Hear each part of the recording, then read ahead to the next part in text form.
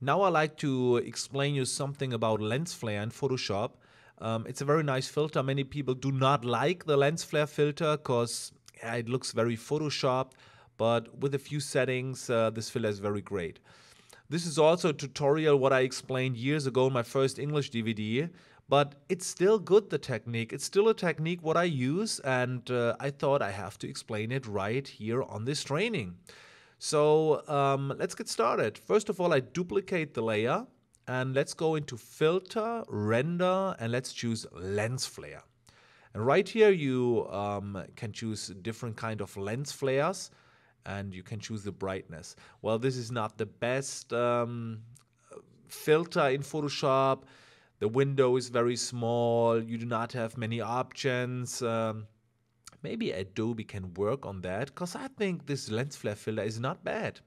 So you can change the position here, and if you like to have a number for that position.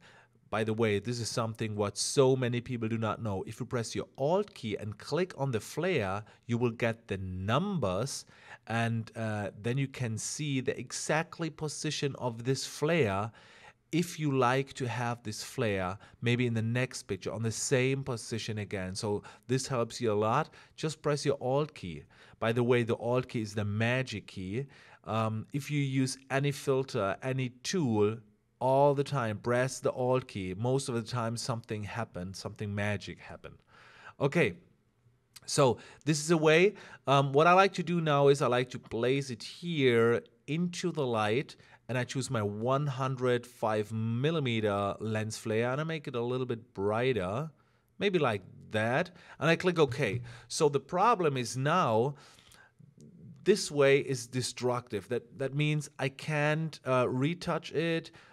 I applied that on a pixel layer. So if I don't like this lens flares here, it's hard to retouch them out of the image. So it's very, very difficult. The thing, what I do most of the time is I apply this filter on a copy, and then I delete this copy, and now I'm creating a new layer. A new layer in the blend mode hard light, and I fill that with 50% gray, and I call that light. I can call that light. And I click OK. And now let's take a look what happened. You can go again into the filter, render, lens flare, and the lens flare is now at exactly the same position like the last time. So you exactly have the position of the light behind the model. And of course, you can press your Alt key, you can write your numbers down. So no problem. And now I like to apply this filter again, but now I have more options. First of all, what I can do is I can change the blend mode to normal, and then I can retouch all the lens flares what I don't like to have, maybe with a patch tool. So I can retouch them out of the image. And this is very fine. This is something what I can do. You can retouch them out. You can also brush them out. If you choose a brush, sample that color and brush it away. And you can use that or do that also with this lens flare, with this lens flare. And then you do not have all the lens flares what you don't like to have. You can also brush this big lens flare out here.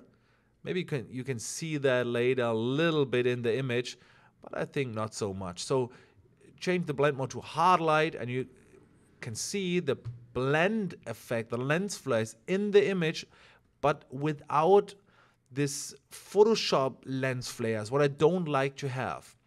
So this is a great way to turn a light on. And here's another tip for all the professional retouchers out there. If you like to have a color effect of this light, well, take a look. This layer is gray here and very bright or white here. So if you like to change that, choose the adjustment layer, selective color, as a clipping mask by right-clicking here, choose clipping mask. And if you go to the neutrals, you can change the color of the whole effect, of the whole image, just a little bit. But if you only like to change the lights, then you can go into the whites here and you can colorize the whites, and you can see the light is now a little bit warmer, or you can create a colder light. But be careful with that. Play a little bit with opacity. Now we have this blue light in the back, but you can also do that a little bit warmer light, and you can play around. And now you're able to change the settings a little bit of this light. And well, it's non-destructive. You have a gray layer, you have your lens flare or your light, and I like that.